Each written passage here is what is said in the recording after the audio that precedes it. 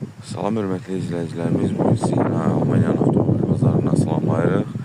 Burada Opel Astra avtomobilləridir. 1.5 və 1.6 dizel mühərrikli. İstehsal tarixləri 2017-dən 2021-ci ilə qədər. Probekləri, yəni kilometrajları çox aşağıdır. 100-150 min kilometraj arası. Avtomobillərin qiyməti isə fərqli qiymətlərədir. 5.000 eurodan 10.000 euroya qədər qalxır, istehsal tarixinə və kilometrajına görə təbii ki.